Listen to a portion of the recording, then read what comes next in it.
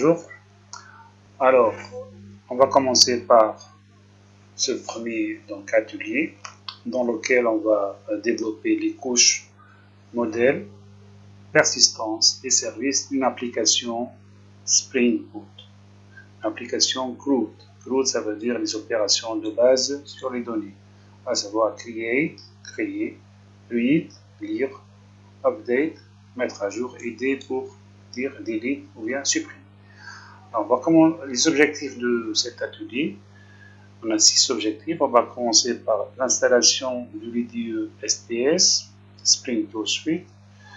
On va voir comment créer un premier projet Spring Boot, comment créer une entité, l'entité produit sur laquelle on va travailler, et son interface repository.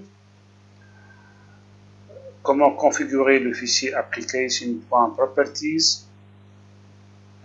Comment tester les opérations CRUD sur l'entité produit et comment créer enfin la couche service.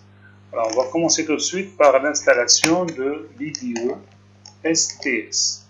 Alors l'IDE c'est Integrated Development Environment, ou bien environnement de développement intégré. En fait c'est Eclipse, le fameux Eclipse, auquel on a ajouté Spring Tools, c'est-à-dire tous les outils nécessaires pour travailler avec Spring et Spring Boot.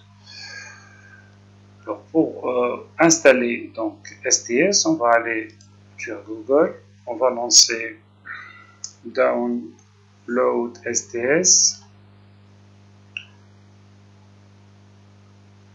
Je vais aller sur le premier lien,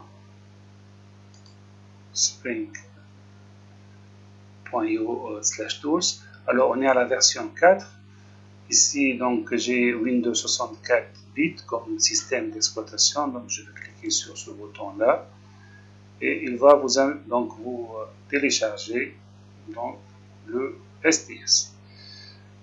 Alors moi je l'ai déjà téléchargé, je l'ai mis sur mon lecteur D.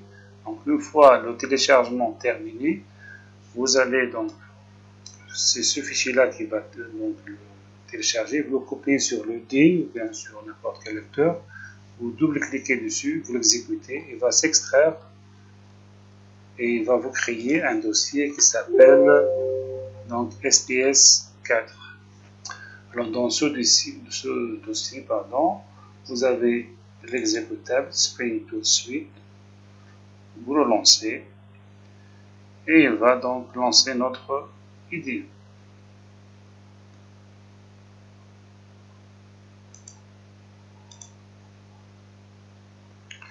Voilà, l'IDE est lancé. Alors on peut maintenant créer notre premier projet Spring via Spring Boot.